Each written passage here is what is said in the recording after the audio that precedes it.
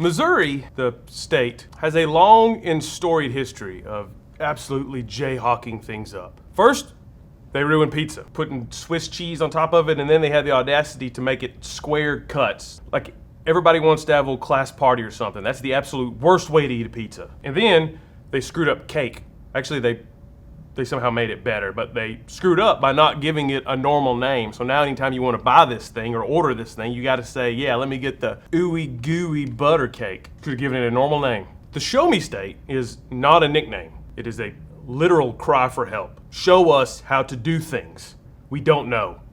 That's what Missouri's doing, ruining everything. So naturally, the University of Missouri accepted an invitation to join the Southeastern Conference, an invitation that I'm sure was intended for an actual Southeastern U of M.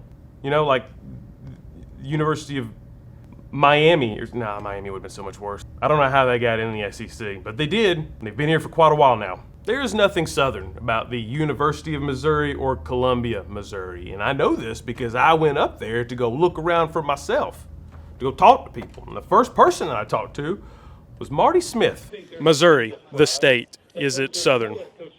I would say no, but I'm from Virginia, and for some reason people say no about Virginia, and they're dead ass wrong. I'm some people. I don't know why I talked to Marty Smith first, swear to the bear. I talked to Truman first, the Tiger mascot for the University of Missouri. And I asked him, why is Missouri in the SEC? Without thinking, this is a tiger. So he, of course, looked down at me with his very large, very human eyes and said, nothing, because he's a Tiger mascot. I tried to get some answers from Paul Feinbaum, but he was busy with his show. The one where people call in and do 99% of the talking. He was busy with listening, I guess. So I had to get my answers the next day, on Saturday, at what I thought would be a regular run-of-the-mill football game, but it was not, because it was war. No, that's just a nickname they have for it, actually. It's more like an active construction site with different tunnels that you have to burrow your way through just to find the gate to get into the stadium. But of course, once I got to my gate, I had no problems getting in because I bought my tickets on SeatGeek. Yeah, this video is sponsored by SeatGeek. When SeatGeek asked to sponsor this video, it was pretty much a no-brainer because I have been buying my tickets off SeatGeek for years now. I love it. The app works great. As a matter of fact, with over 28 million downloads, SeatGeek is the #1 rated ticket app. That's what they wrote in the copy here. But it's the truth because I love them and I've been using them for a long time and I can prove it to you. Here are the tickets that I had bought off there, including Kansas at Missouri. I love SeatGeek for a lot of reasons. Number one, you can zoom in on the map of the arena or the stadium or wherever you're looking at and see the individual seats that are up for sale. You can see exactly where in the section and row that you will be at, and you can click on it, and it will tell you. SeatGeek ranks each ticket on a scale of 1 to 10 on how good of a deal it is. So when you see something that is green, you better snatch that baby up. And most importantly, SeatGeek has your back because every ticket bought on SeatGeek is backed by their buyer guarantee. And that's exactly how I bought my tickets for the ball game, off SeatGeek. And you can do it too, and use the coupon code MATT10 to save 10% off your tickets. I use that code. In hindsight, I probably should have negotiated just them buying the whole ticket for me. Dang it, why didn't I do that? Just make sure you click the link in the description to download the app and have the code added to your account so you can use it later. Thank you, SeatGeek. Next time, just Matt100, pay for the whole thing. But before I went into the game, I decided to wander around Missouri's tailgate section, which exists, just the whereabouts and the exact locations of the lots are completely unknown. Which is a problem because I had several wonderful people invite me to their tailgate. However, their descriptions were just, meet me in Lot M. We're the tent with the big M flag. So I just walked around to look for somebody to talk to. Missouri fans that I could converse with, get to know, and maybe find out why they're in the SEC. And I could not have picked a better day.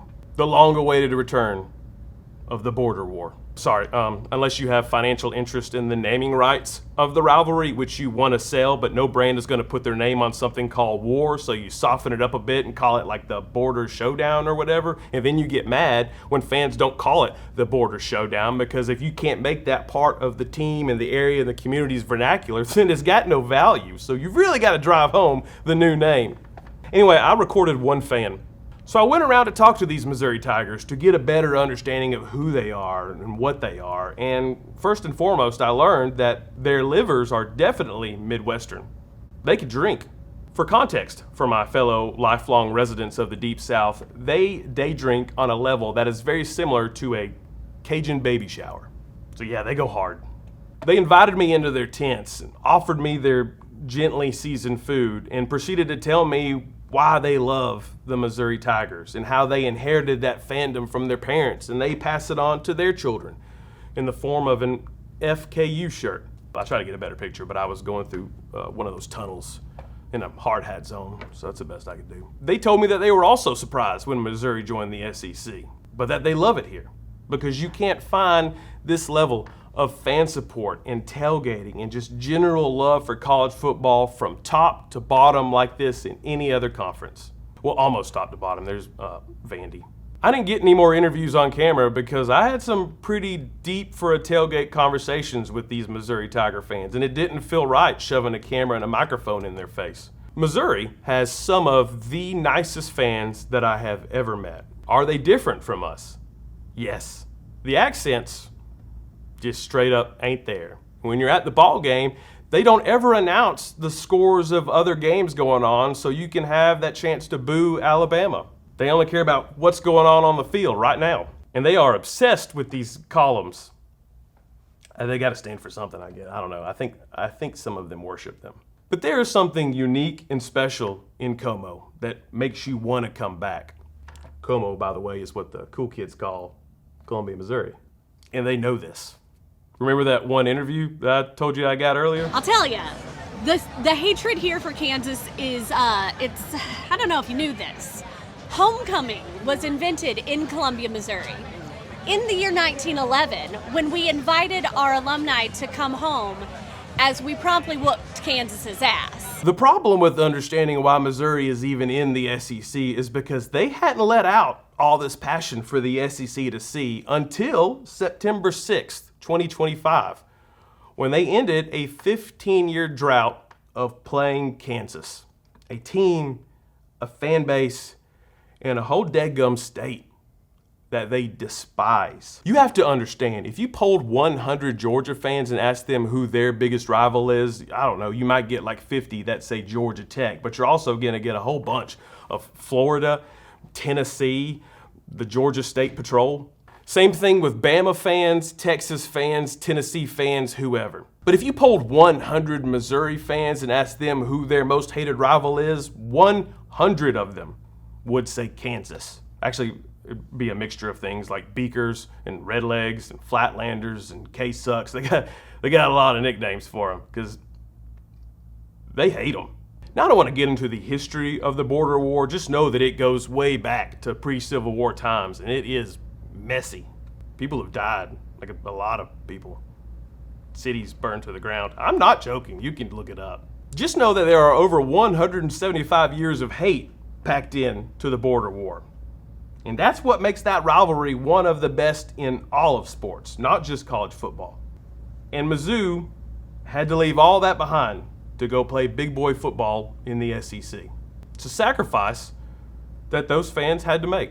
And it's an unfortunate side effect of playing college football at this level. Their iconic Rock M in the end zone is currently gone. Not just the rocks, but the whole daggum hill has been removed so they can build these giant luxury boxes in the end zone. And the tailgating, which was already spread out and confusing, is even more so to make room for construction and new parking lots.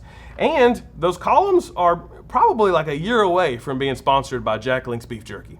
But still, despite all that, Missouri fans wouldn't have it any other way. They felt like they belonged here because of something much deeper than accents and a lethal amount of sugar in tea. They joined the SEC because they love football as much as us, and they want a place where their program can grow. And they opened up Columbia, Missouri for us to enjoy their honestly mediocre pizza at Shakespeare's, their boozy fruit slushies, and of course, those beautiful columns presented by Jack Link's Beef Jerky Chili Cheese flavor in stores now.